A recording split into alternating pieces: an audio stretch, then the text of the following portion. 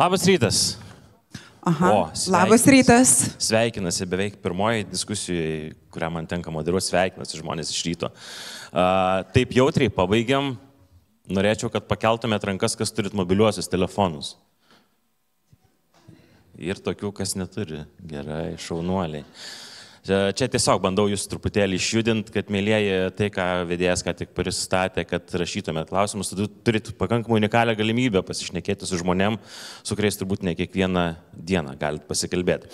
O aš noriu pradėti gal taip šiek tiek kontroversiškai, pagalvojau, kad visai galbūt būtų įdomu apie įtraukųjį ugdymą pasikalbėti nuo tokios filosofinės pusės. Ir paskaitysiu po vienu nuostabiu Delfi straipsniu keletą komentarų vakar besiruošdamas šiai diskusijai ir po to suprasit apie ką visą tai. Štai, vienas žmogus rašo, įtraukusis ugdymas yra gerai tiek, kiek jis netrukdo sveikiems vaikams maksimaliai išnaudoti savo potencialų.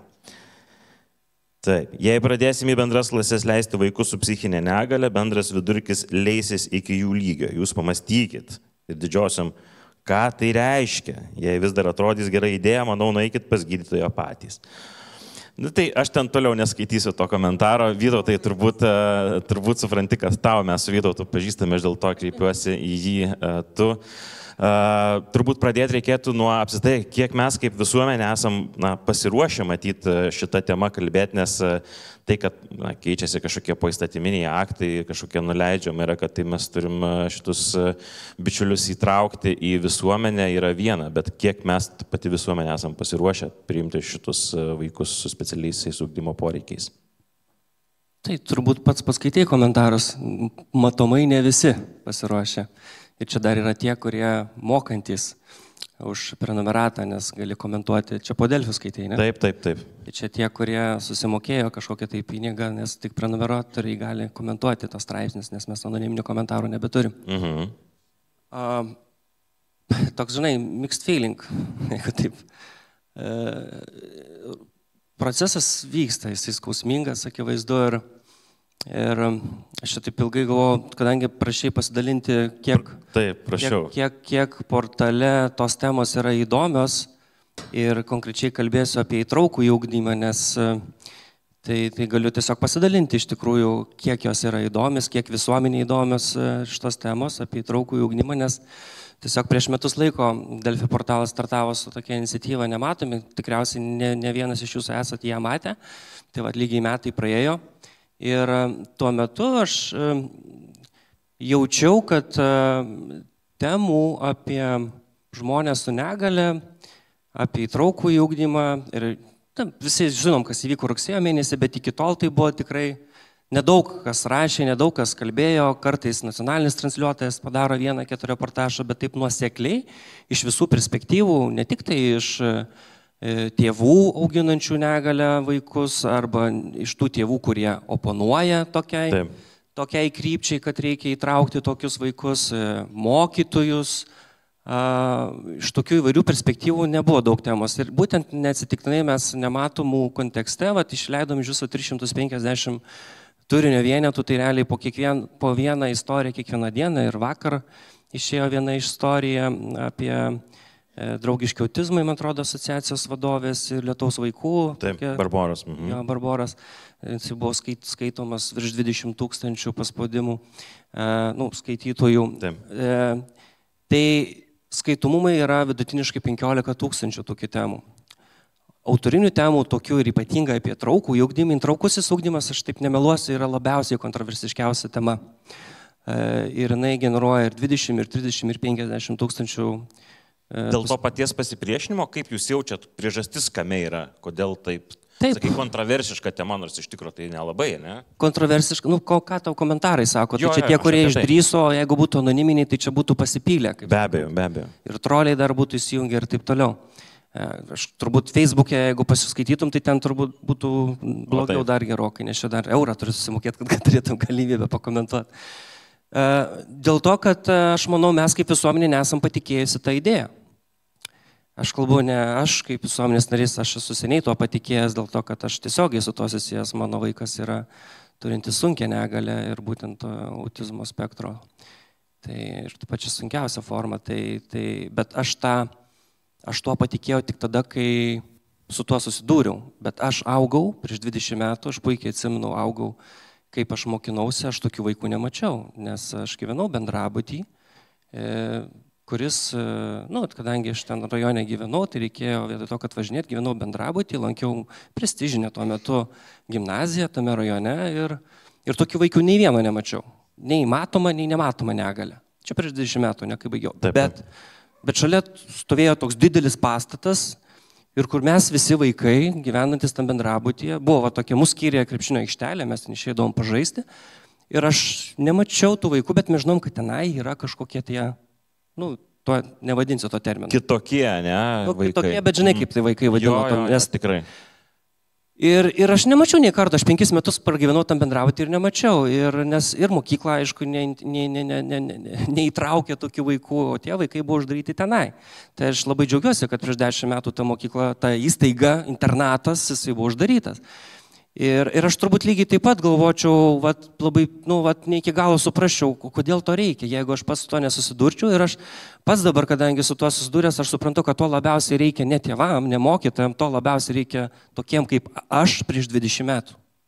Labai, labai fainai, labai ačiū už tavo pasidalinimą. Ir iš tikrųjų čia matyti nereikia, aš irgi sėdžiu ir jaučiuosi kartais hipokritas, kaip tu pasakei, žinai, mano mokykloje, tiesą pasakius, irgi buvo vaikų, kurie turėjo švelnų autizmo spektro sutrikimą ir nepaslaptis, kad aš irgi būdavau vienas iš tų, kuris kartais net prisidėdavo prie kažkokių tai, žinai, dariukas čia.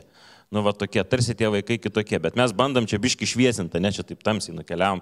Juventa, jūsų, matyt, patirtys yra daug šviesesnės, ar ne? Aš klausiau jūsų ir pranešimų, ir išnekėjimų konferencijose, pati susidurėt su tuo. Papasakokit, kaip jūsų akimis visą tai atrodo. Dėkui, jūs labai tiksliai apibūdinat, pati susiduriu su tuo. Ir jeigu taip, kaip aš pristatyta žurnalistė, aš taip pati nesusidurčiau.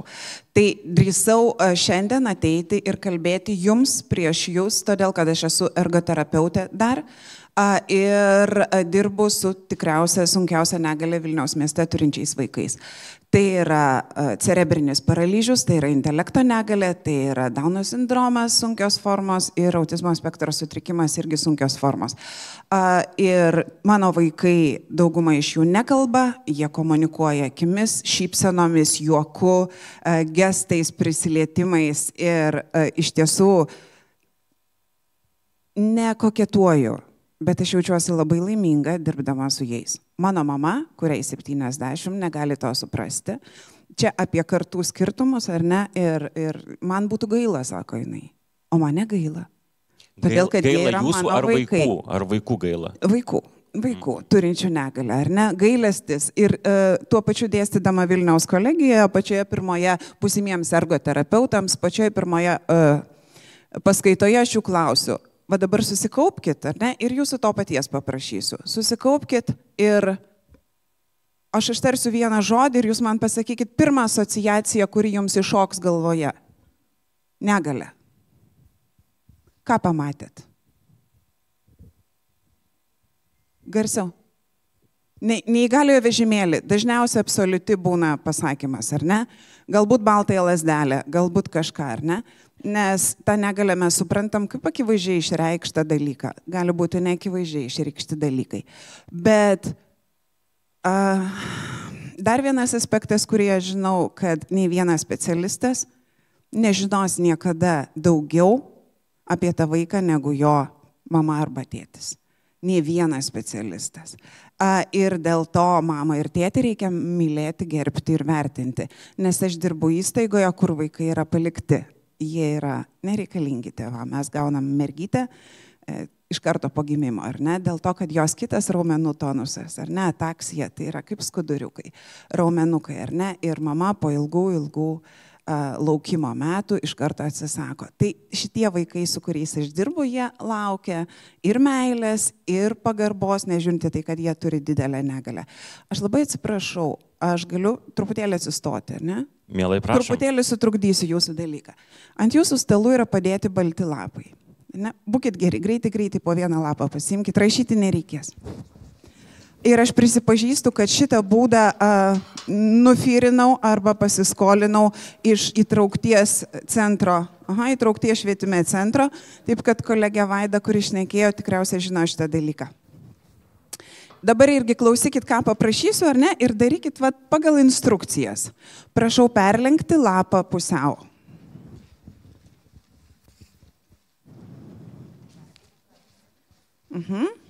Dabar nuplėškite dešinį viršutinį lapo kampą.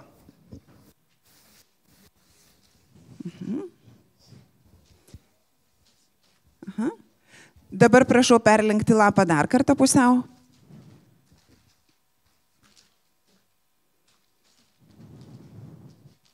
Nuplėškite dešinį apatinį lapo kampą.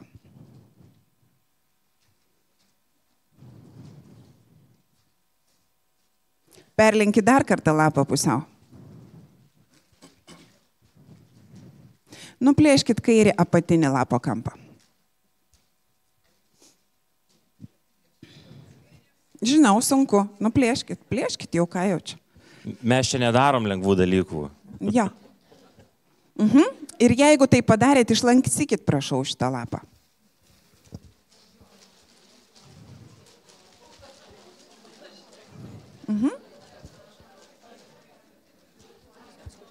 Skirtingi, ar ne? Čia aš pratęsiu Vaidos eksperimentą. Mūsų lapai ir mūsų darbai gavosi skirtingi, nors instrukcijos buvo visų tos pačios, ar ne? Čia apie tai, kad taip korta krito. Mane studentai klausia, kodėl tos negalios, ar ne? Kodėl cerebrinis paralyžius? Kas yra? Ir nei vienas medikas, nei vienas tyrėjas jums neduos atsakymo į šitą klausimą, kodėl nutinka negalia. Juokingas tas jūsų pacitavimas, tai yra autoriaus mintis, ar ne, buvo viena dar po straipsnių. Ištirkit priežastis, ar ne, ir kovokit su priežastimis, kodėl pas tėvus gimsta tokie vaikai. Sorry. Mes sakom, taip likimo korta krito. Niekas tiksliai nepasakys. Bet mes esam skirtingi ir mes privalom gyventi kartu. Ačiū, kad įsijungėte eksperimentą. Galima paploti, taip. Ačiū Juventa. Mėlėjai, matau puikius klausimus, tai tik tais paskatinu, kad jų būtų daugiau negu 2, kol kas tik tais 2 matau. Irinos noriu paklausti. Jūsų auklėtiniai, jeigu teisingai atsimenu, turėtų veikti mikrofonas. Jeigu teisingai atsimenu, vienose krepšinio varžybose pasirodė. Papasakokit mums. Labą dieną dar kartą. Truputėlį arčiau mikrofoną, kad visi girdėtume. Puiku. Nemoku. Išmokinsime jūsų irgi iš tam tikrų dalykų. Dar kartą labą dieną. Taip. Mes draugaujam su Dauno sindromo asociacijos vaikais ir direktorė. Tai ji gavo pasiūlymą ir jinai pasiūlė mums. O mes niekada neatsisakom nuo tokių pasiūlymų ir buvom nuvažiavę ten. Be to mes daug dalyvaujam pasirodymuose ir vienas iš didžiausių pasirodymų buvo 23 metais Amsterdame, buvo pasaulinė gimnastrada. Ir mūsų buvo jungtinė grupė, pati didžiausia pasaulyje, buvo įprastos raidos jaunimas, aš negaliu jau sakyti, kad visai vaikai, ir specporeikio vaikai. Daugiausia pas mus yra intelektą negalio asmenų, nes nuo šių metų jau mes turime suaugusių. Ir žinokit, mes net gavom pakvietimą iš amerikonų dalyvauti jų projekte, todėl kad įstaigų, kurios turi ir įprastos raidos, ir specporeikio vaikų pasaulyje nėra daug. Yra vienas klasė mokinys ar 2 Meksikoje, klubas ir 2 gimnastės. Ir žiūrė, į vienas varžybas atvažiuoja viena trenerė, po pusę metų kita trenerė ir paklausė mamytės, kodėl taip yra keičiamos pas jūs. Sako, neužtenka kantrybės treneriams. Anglijoje yra Dauno sindromo klubas, asmenų turinčių Dauno sindromą klubas. Tai tik spec poreikio vaikai. Asmenys. Mūsųgi klube, kaip aš jau minėjau, iš 200 šiai dienai, iš 235 vaikų virš 100 yra spec poreikio. Jie yra integruojami, bet mes integruojam atsargiai. Pirmai, kai tėveliai skambina, ar priimat, mes nedalinam vaikus į rudaakes, į mėlyną ir žalias. Pas mus visi vaikai vienodi, bet mes siūlom ateiti šeštadienį, susipažinti su to vaikų ir su tais tėvais. Kaip priims mūsų tas vaikas, kaip mes priimsim, ar sugebės jisai iš karto sportuoti su bendrose grupėse. Individualių treniruočių mes nevedam ir aš tėveliams iškart sakau, kas jums siūlo individualius treniruotės, tai mano atžvilgiu tai yra nesąmonė. Individualią treniruotę, mano manimu, galima ruoštis pasaulio čempionato, dar kažką tam tokiam, o čia vaikas turi būti įtrauktas, turi bendrauti, turi gauti socialinius įgūdžius. Užtat aš kategoriškai prieš individualias pamokas. Taip, čia tarsi ir prieštarauja, ir net tai visai integralumo koncepcijai, kad jeigu mes norime įtraukti specialių ugdymo poreikių turinčius vaikus, tai įtraukimas vyksta per įsitraukimą į visas socialinės grupės. Taip, nebandyti atskirti, čia matyti prieštara yra tam tikra. Ir va šeštadienį mes pabendraujam su tais vaikais ir mes tada siūlome, jeigu vaikas ten vyresnio amžiaus, vienu laiku ateina, mažesnis, tai į kitą grupę ateina ir pagal jo gebėjimus. Tie vaikai, kurie jau pas mus sportuoja 12 metų ir pasiekė ne tik sportinį rezultatą, taip, labai Vaida parodė, tėvams reikia taurės, nežinau kodėl. Man asmeniškai ir aš savo jaunimo kartos trenerius auklėjau, aiškinu, kad ne tame esmė tame, man irgi jautrus labai, aš šitas pokalbės. Galim palaikyti truputėlį, Irina. Man svarbiausia, kad vaikas ateina, pradeda bendrauti, pradeda pašokti aukščiau, pradeda kojytę pakelti, pradeda žodį pasakyti, nes, net ir rankos pradėjo drebėti. Žinokit, ir jūs čia mane sujautrinote, aš irgi to čia su jumis susiverksiu. Šitas žymiai vertingesnis dalykas negu tas medalės. Medalių galų gale galima eiti ir nusipirkti. O kai, tai taip, aišku, kai pasaulyje važiuoja, ar tai Dauno sindromas asmenų turinčių važiavam, taip, tai yra, nežinau, kaip jums sakyti, geras dalykas, malonus dalykas, bet neesminės, tikrai neesminės. O kai važiuoja spec poreikio vaikai, šį vasarą mes vežėm 12 vaikų, iš 26 12 ir tas bendravimas, ir tas išmokinam vaikus lovytės pakloti, sutvarkyti kambarį ir po grįžimo namo, ir sako man tėvai, Irina, mes neatpažįstam savo vaikų. Ir aš jau... Gerąją prasme. Gerąją prasme, savaitę, sako, lova kloja, paskui pamiršta.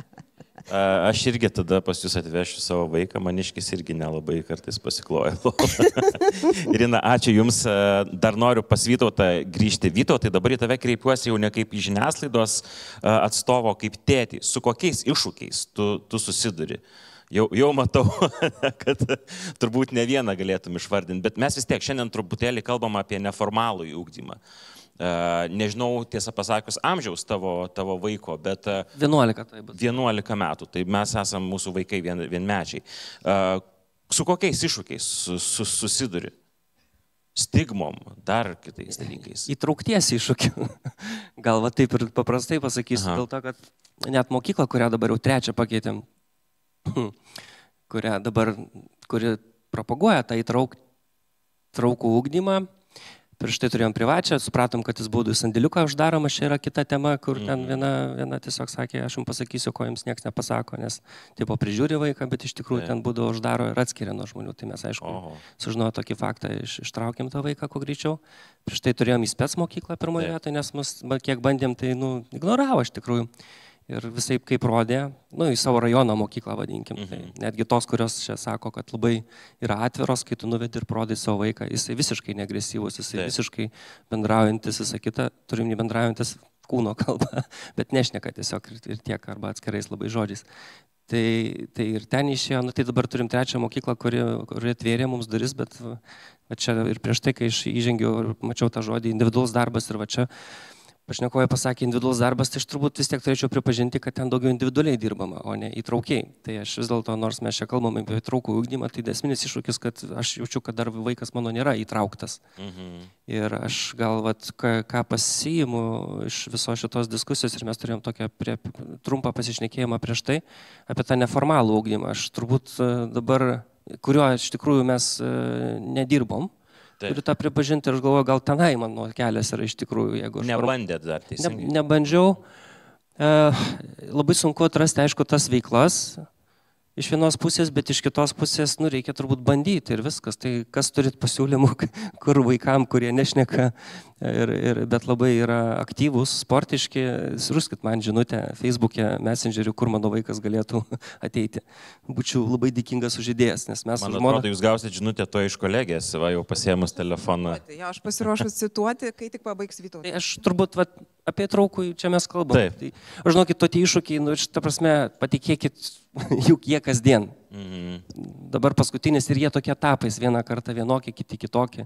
Dabar tiesiog, iki 1 valandos niekad neužmiega ir šūkauja ir taip toliau. Taip. Tai čia, žinot, aš jau tai žiūriu hipotetiškai, paprastai, filosofiškai, pozityviai, bet ir tai žiūriu, aš mokinuosi, jeigu tvarai iš to vaiko ir gal aš džiaugiuosi tam tikrą prasme. Aš dėl ko pabrėžiau pradžioje apie tai, kad vaikai, matydami tokius vaikus šalia, jie labai daug išmoksta, nekalbant ne tik apie kantrybę, bet kaip eiti prie to vaiko, tai ir tėvai, patikėkit, daug išmoksta.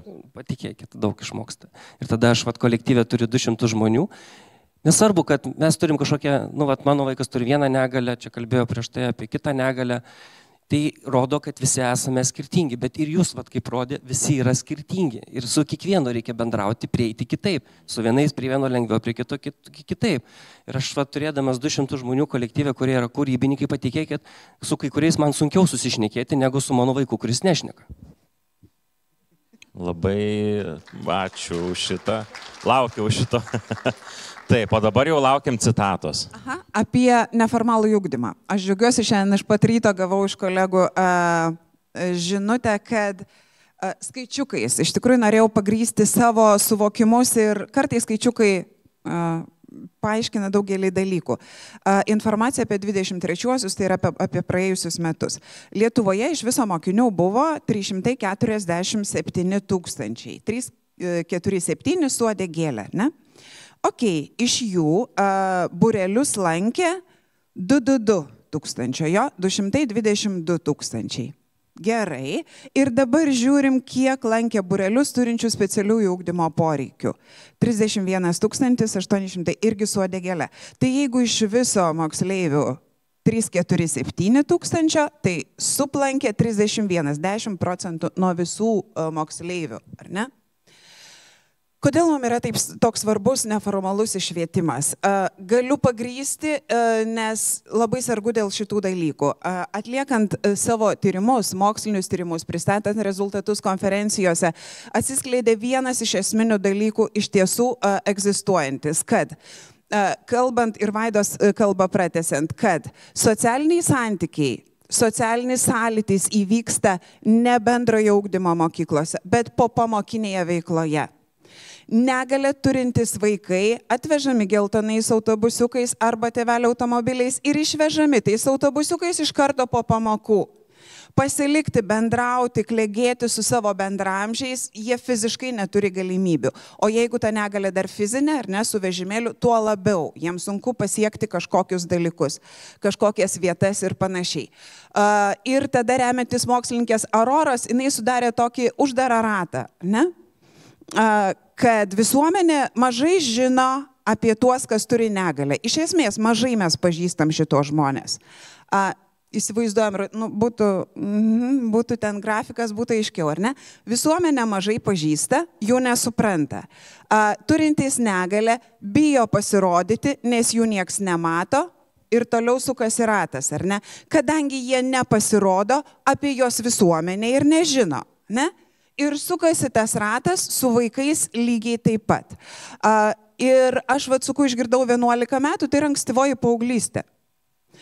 Čia prasideda skausmingiausi dalykai, drįstu sakyti, nes turėjau neilgos progos būti vienos mergaitės paaugliukės, 11-metės asistentė mokykloje.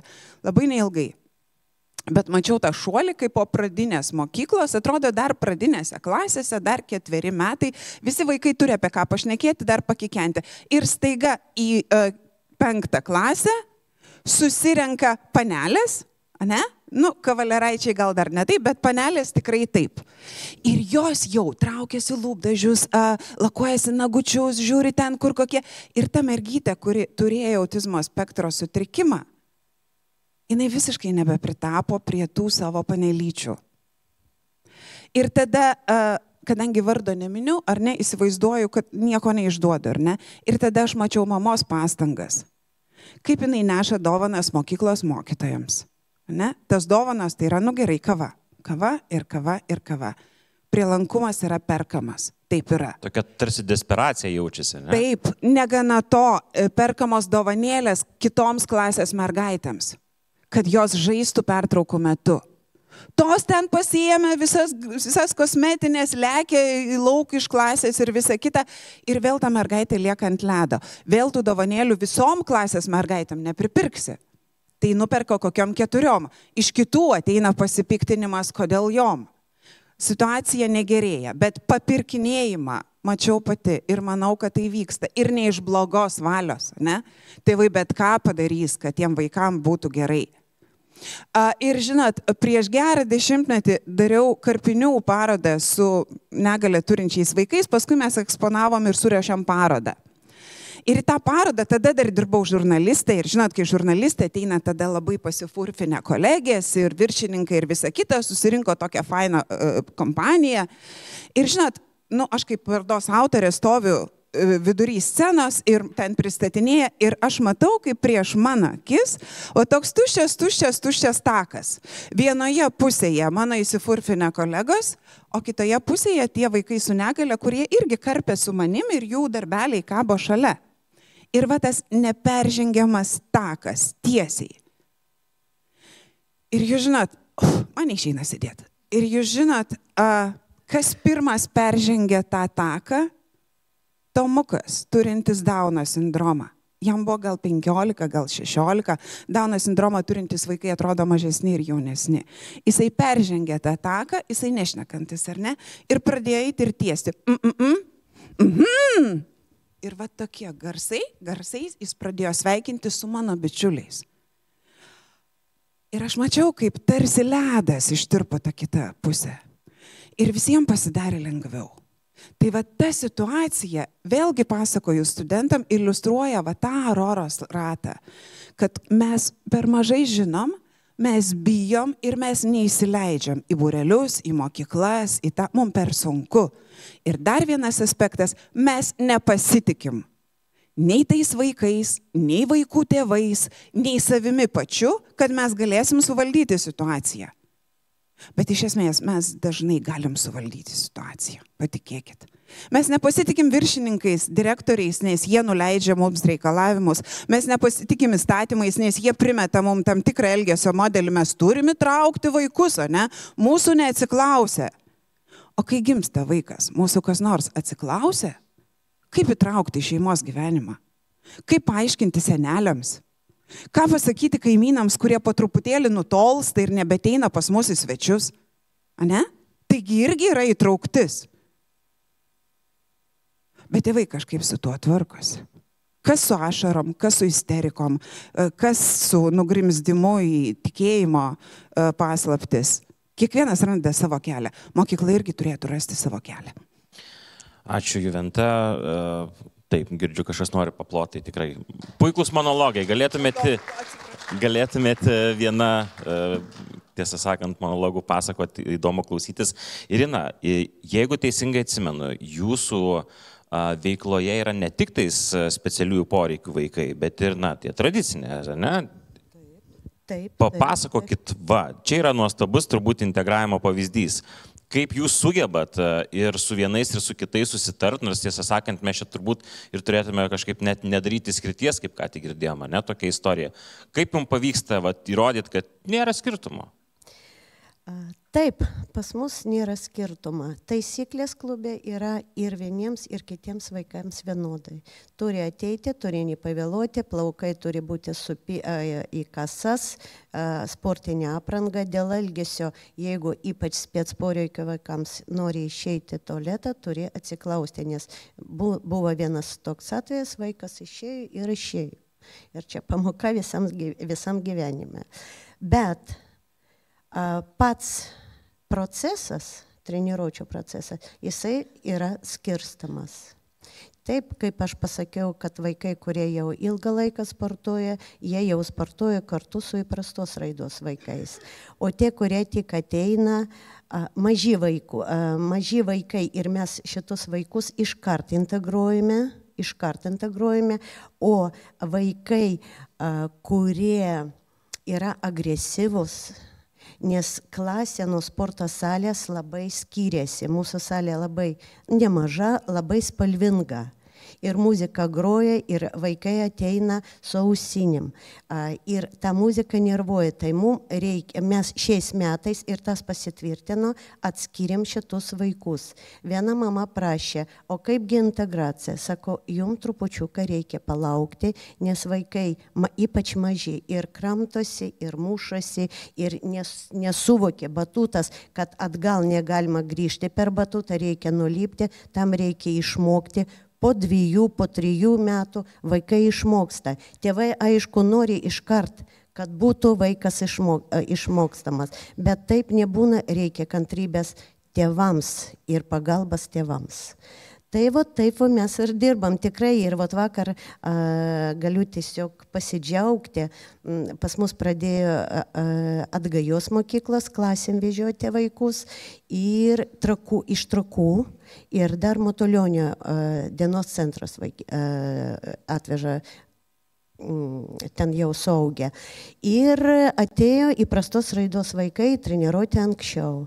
Ir aš sakau, vaikai, paimam po vieną vaiką ir padėkit man, nes suvaldau viena, bet aš norėčiau, kad ir vaikai įprastos raidos kuo daugiau turėtų empatijos ir pamokytų kažką.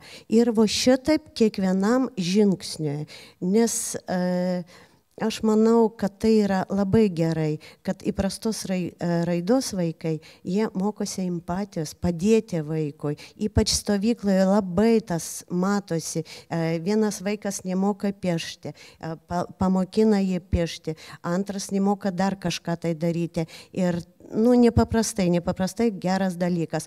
O vaikai turinti Dauno sindromą ir autizmo spektrą, pas mus vienodai ir tų kažkaip tai taip gaunasi, jie atkartoja, gerą pavyzdį atkartoja, bet būna ir blogą atkartoja ir jie labai gerai moka manipuliuoti, taip kaip įprastos raidos vaikas nesugebės pasakyti arba parodyti, tai kaip mes turim ir nekalbančių vaikų tikrai nemažai, bet žestais, akimis jie visi kalba. Ir aš visą laiką tėvams sakiau, tikėkite savo vaikais, jie tikrai gali žymiai daugiau negu tikėmės iš jų. Tikrai. Ir jie yra mėly. Kartais nuo ryto iki vakaro dirbi, 5 valandą galvoju, reikia pasidėti. Ir žiūriu, ateina mano Beniukas, ateina Jozukas, viskas ir atsistoji, ir eini su jais, ir džiaugiasi to procesu, kad šiandien kažką tai mes nemasikavom ranką, nes čia autizmo spektro priimtinas dalykas. Arba atėjo kitas vaikas, aš einu pas Iriną. Va šitaip. Ir tikrai atgigaunė daugiau jėgos malonumą. Taip ir dirbam. Ačiū, labai smagu jūsų klausytis ir įsikvėpti. Taip, dėkoju. Vytautai, dabar noriu jau kaip žiniasklaidos tavęs atstovo truputėlį paklausti. Tu pats šitame versle esi turbūt jau 15 metai, ne kažkas tai arba arti to. Kaip keičiasi apsitai visuomenės, ne kiek visuomenės, kiek pačios žiniasklaidos noras burti ir šviesti šitom temom? Aš suprantu, žinai, Delfio iniciatyvą ir tikrai labai remiu, man atrodo, tai labai prasminga. Gal galima apsitai truputėlį plačiau pamatyti. Delfis nėra tik tais vienintelis Lietuvoje. Kaip tu matai, kiek jūs galite įtakos padaryti, ar ne, tokiom temom šviesti ir pabandyti integruoti štai tą į visuomenės dalį? Tai aš dar tik tai reflektuodamas į tai, ką pasakė, matot, žmogus kalba šalia, kiek daug naudos pats žmogus pasikrauna dirbdamas su tokiais vaikais. Tai tikrai patvirtina, kad patikėkit ir tie vaikai, būdami šalia tų vaikų kitokių, turinčių negalę, aš manau, kad irgi gauna daug gerų pamokų ir daug pozityvų. O atsakydamas į tavo klausimą, tai, kaip, aš neslėpsiu, kad tas didelis dėmesys šiai temai yra, mano asmeninės istorijos pasekmė ir aš apgailestauju dėl to iš tikrųjų ir už visą žiniasklaidą, nes ir ypatingai aš, kaip čia, jeigu taip jau aš nemoku ir nebūtų atviras, tai būsiu atviras, aš manau, kad tai čia turėtų būti nacionalinio lygio. Absoliučiai, tikrai. Transliuotojo misija, viena iš pagrindinių, nes mano skaičiavimas, taip 500 000 žmonių artimiausiam ratam visą laiką mato žmonės su matoma, nematoma negalia, jeigu yra virš kelių šimtų tūkstančių oficialių deklaruotų, tai visigi turi šeimas, tėvus, pažįstamus. Tai čia yra, man atrodo, labai didelė visuomenės dalis yra su to susijusi, bet kažkaip apie tai žiniasklaida skiria mažai dėmesio. Žinai, jeigu taip pajuokaudamas, visi žinom, kad dar ir klikų, žiniasklaida iš to uždirba, nors iš tikrųjų patikėkit, paskutinius 5 metus mes visai einam nuo to klikų ir daugiau mums rūpi įsitraukimas ir visai kiti reikalai, laikas praleistas ten per numeratorių, tas pats dalykas, bet aš kaip ir rodžiu už tų pavyzdžių, taip, temos yra kontroversiškos, bet jos irgi yra klikinamos, žmonės domisi. Skaitomos, taip. Taip, tai jeigu žmonės skaito, taip, nors temos nėra lengvos, tai kažkodėl daugiau žiniasklaidos priemonių to neima ir to nesiima. Ir faktas, kad dažnai vis tiek viskas priklauso žiniasklaidai, kiek tu gauni paramos, jeigu tu neturi nacionalinio to biudžeto, vadinkim, kurį ten dabar 80, kiek ten milijonų. Nerašysiu to, už ką man nemoka. Būtent. Ar ne? Tai ir nepaslaptis, kad mes irgi su nematomai startavom su vienu partneriu, bet staiga jisai apsisuko ir verslas, nors jisai pats pritarė, aš dabar truputį į kitą sektorių nušoku, į verslą. Taip. Nes yra ir įtraukusis, kiek darbdaviai yra pasiruošę, dar yra didžiulė tema, nes vis tiek vaikai užauga, kur jie. Tai toliau turėtų įsidarbinti. Čia yra, žinokit, pateikia kaip ne ką mažesnė tema. Dabar mes kalbam apie įtraukų ugdymą, bet aš manau, kad sekančių kelių metų tema vėlgi bus, kaip darbdaviai yra pasiruošę įdarbinti ir kaip, nes tas vaikai užaugia, neišskrenda į kažkur. Taip, ypač turint omeny senėjančią visuomenę ir kad... Būtent, tai versle aš matau ne ką mažiau iššūkių, čia gal ir neišsiplėsiu kita tema, bet aš ką manau, kad mes žiniasklaidos pagalba ir tikrai linkėčiau, kad daugiau žiniasklaidos priemonių, čia kaip aš atsimenu, buvo iniciatyva kažkada idėja Lietuvoje, kuri irgi kilo iš Delfio idėjos apvienyti LRT 15, mes tuo metu metėm savo konkurenciją į šoną ir pasakėm, davai padarykim tokią nacionalinę iniciatyvą, idėją Lietuvai surinkim, kurie dabar visi žinom tas idėjas, vieni pasišaipo, kiti, bet visi žinom. Tai jeigu žiniasklaida apsivienytų ir ties ar nematomų kontekste, ar kitos iniciatyvos kontekste ir šitai temai tikrai susikonsoliduotume, tada mes užtruktume, koks pagrindinis tikslas apskritai, kodėl žiniasklaida, aš manau, tą turi daryti. Užtruktume trumpiau, kad pasiektume tokį lygį, kuris yra tokiose šalyse kaip Danija ar Švedija, kurioje, aš žinot, žodis pas mus yra nematomi dėl ko? Kad padaryti tą problemą, tą iššūkį, tos vaikus, tos žmonės turinčius negalę matomus. Dabar jie yra matomi, kelia daug kontroversijos, daug vieni pritarė, kiti ne, vyksta diskusijos ir tai yra gerai. Ir tai truks ilgai, bet norisi dar daugiau, kad būtų, dar daugiau tada paaiškinam, papasakojam, paedukuojam. Nes Švedijoje aš kadangi dažnai lankausi, mėgstu žvejot, mat beje su vaiku, turiu vieną bendrą pramogą, mes išplaukėm žvejot, jis išsiima savo reikalais, kai pagaunam, užkimba žuvis, įsiima, stveria, žodžiu, tai taip atradom, tai mes į Švediją dažnai važinėjom. Vaikas ten mano jaučiasi nematomas ir tai yra gerąja ta žodžio prasme, nes jisai atrodo toks pats kaip ir visi kiti. Ten neatsisuka visi taip, žinai, jeigu jis ten pradeda plasnoti. Čia visi atsisuka ir sako, padaryk kažką su savo vaiku. Tai aš noriu pasiekti tą lygį ir, žinot, dėl ko taip yra. Dėl to aš, kaip čia, nebepijosiu to žodžio, tai yra, sovietinio palikimo dalis. Mes uždarydom tos vaikus, ten jie buvo jau seniai įtraukti į tą švietimo sistemą, ten ir įdarbinama ir taip toliau.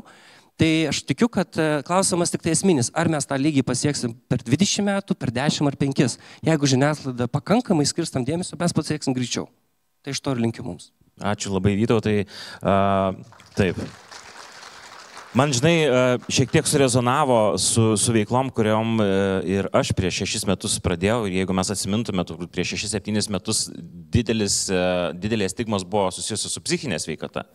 Ir aš labai atvirai kalbu ir savo nuotykius kabutėse psichiatriniai ligoniniai ir visas patirtis. Tai man atrodo, šiandien dienai, stebėdamas bendrai viešą erdvę, viešą diskursą, mes jau labai dideliais žingsniais esam tikrai nukulnevę į geresnį pasaulį šitą prasme.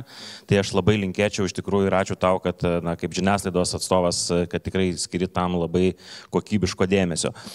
Matau, kad mūsų laikas beveik visai sutiksėjo, dar noriu Juventos vis tiek pasiklausti. Uždėkite mus, nes labai tai mokate, tokiom, kaip pasakyti, kur link turėtume keliauti iš savo patirties, ar ne per teatrą. Aš jau norėčiau, kad truputėlį papasakotumėt, gerai. Nes tikrai matau, kaip dega jūsų akys. Jeigu tiksi, taip. Mano mikrofoną dar žinokit, aš jūs sustabdysiu, žinau, kad jūs gerai, sunkiai jeigu tiksi, paskui nepabaigsim šiandien konferencijos. Iš tiesų, aš esu pametus galvą ir dėl įtraukties, ir dėl neįgalių vaikų, ir dėl to teatro. Taip yra. Patirtis, užsienio patirtis, vėlgi mes dažnai žvalgomės ir tai yra protinga, teigia, kad kai yra neįgaliųjų įtrauktis, jinai labai matoma per kultūrą, per sportinės veiklas ir per kultūrinės veiklas. Ir Amerikoje yra ne viena trupė, kur vaidina neįgalieji, Lenkai turi kurčiųjų teatro trupę.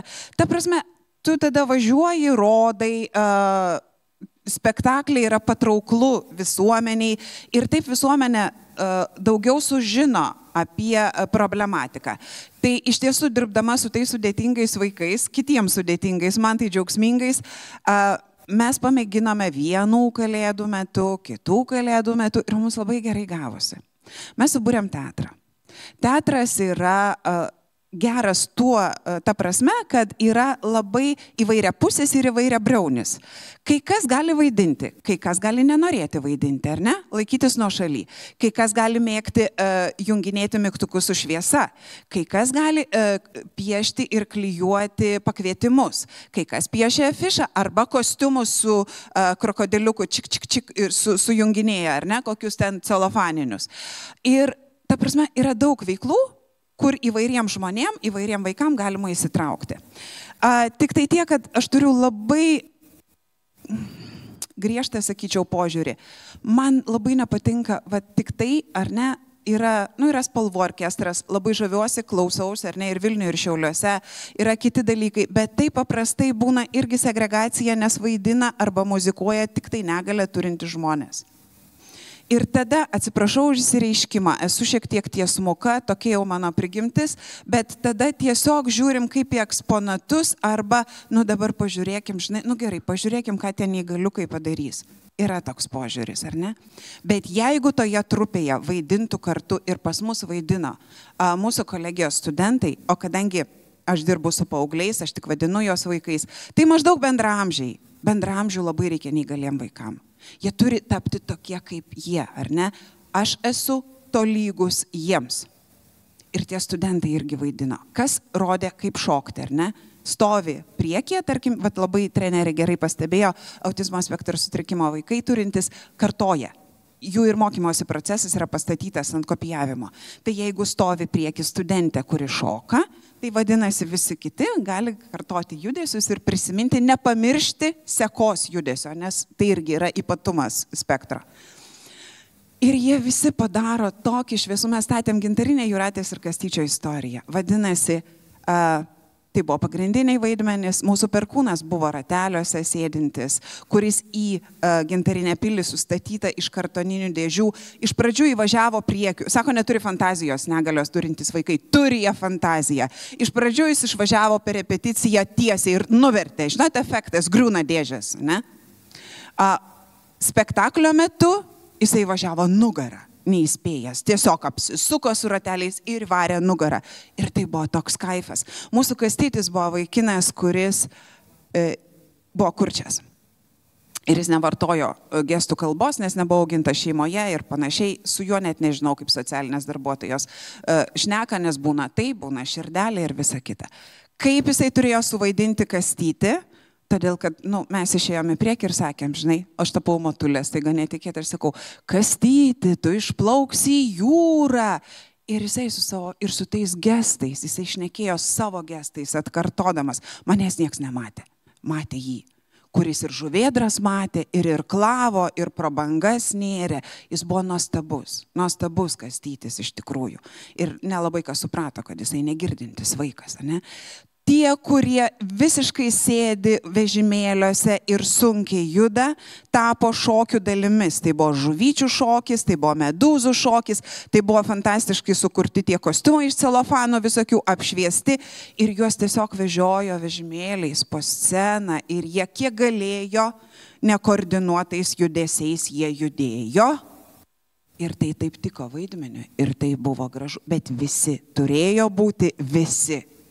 Ir tai buvo iš tikrųjų dalykas. Aš neturiu atsakymo, nukreipkit mano vaiką kažkur, nes taip yra, kad nėra kur nukreipti. Vėlgi atlikdama savo tyrimą, ieškojau, kas iš vaikų vaidino teatruose. Snieguolė Dikčiūtė, nuostabioji režisierė, bet nedirba su suaugusiais. Kartais patenka vienas kitas paauglys. Aš tos paauglius paskui tyrimui graibiau, kad jie prisimintų, ką davė jiems tas teatras. Dabar tie paaugliai yra po 35 metus su negale. Ir atsakymai jų buvo, aš tapau toks, koks ir jie. Ir žinot, vienas vyras, sakyčiau, jam 27, vaidina iki šiol. Ir jis, kai prisiminė savo vaikystę, aš pabaigsiu gerai, tokiu baisokų sakiniu. Jisai sakė, kai aš važiuodavau į mokyklą autobusai su vežimėliu, man baisiausia buvo, kad į mane visi spoksodavo. Aš norėjau pasislėpti, aš norėjau užsidaryti, aš norėjau, kad manęs niekas nematytų ir niekas į mane nežiūrėtų. Aš nebenorėjau gyventi. Ir aš jo klausiu, kiek tau buvo metų? Jisai sako, gal 11, gal 12. Ir dėl to, kad jis išėjo į sceną, ir dėl to, kad jį visi mato, jisai dainuoja, jo mama vežioja į vokalo pamokas iki šiol, ačiū mamai, lenkiuosi šitų vaikų tėvam. Jisai iki šiol sceną ir jisai gali gyventi, ne? Jis nenusižudė. Tai vad, kai atrandam kiekvienam vaikui jo vaidmenį, kame jisai jaustųsi stiprus, ant stipriųjų juk pusių statomas ugdymo procesas, ant talentų. Kitas dalykas, kad mes nemokam pasakyti, kuo tas mūsų vaikas talentingas. Paklausk kiekvieno tėvo, pasakyk 5 savybės, kuo tavo vaikas yra talentingas.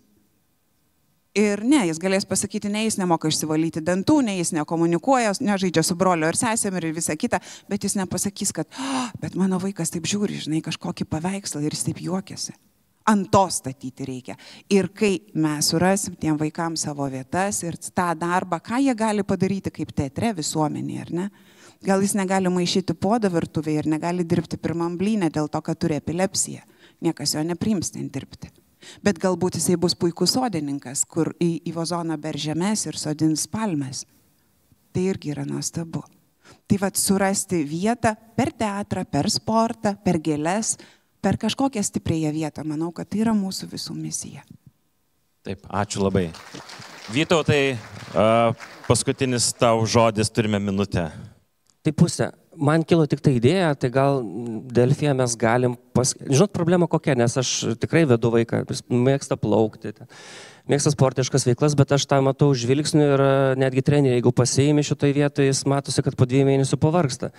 Kitaip tariant, aš nematau nuoširdumo akise dažnai paslaugos teikėjo. Tai ir aš čia pamačiau nuoširdumą. Klausimas, ar visuomenė turi pakankamai informacijos, kas yra tie neformalaus ugdymo, aš nežinau net kaip teisingai suformuoluoti, atsiprašau, bet paslaugų teikėjai, kurie galėtų ne šiaip pat, kad mes teikiam ir norim pasipinigauti, nes, šitoj vietoj, bet iš tikrųjų, kurie nuoširdžiai nori dirbti su tais vaikais ir tas vaikas jaustųsi gerai, o ne uždarytas į sandėliuką. Tai ta prasme, padarykim tokį, Delfyje atskirą kanalą ir surašykime tuos, kurie, nežinau, komisiją padarykim, kurie padėtų atfiltruoti. Aš manau, tai būtų labai prasminga ir naudinga. Va, mėlieji. Gavom nuostabią idėją ir tikrai tikiu, kad jinai bus įgyvendinta, o aš matau, kad jau mano laikas sutiksėjo. Tai aš negaliu nepaklausti klausimo, bet aš noriu užduoti klausimą ne diskusijos dalyviai, o gražinti klausimą jums, mėlieji. Kaip manot, ar šiandien dienai tiek mokyklų sąlygos, tiek neformalasis ugdymas jau yra pasiruošę įtraukčiai? Pakelkit rankas, kad sakot, viskas yra gerai. Taip ir tikėjausi ir kad nebus viskas gerai, tai tiesiog su tokiu kvietimu, kad matyt, turim šiandieną pagalvoti ir pasižiūrėję į šitas degančias akis, ar ne, kaip mes kiekvienas galim prisidėti, kad tos sąlygos kasdien taptų vis geresnės. Tai ačiū labai diskusijos dalyviams. Taip, galima paploti, ačiū labai.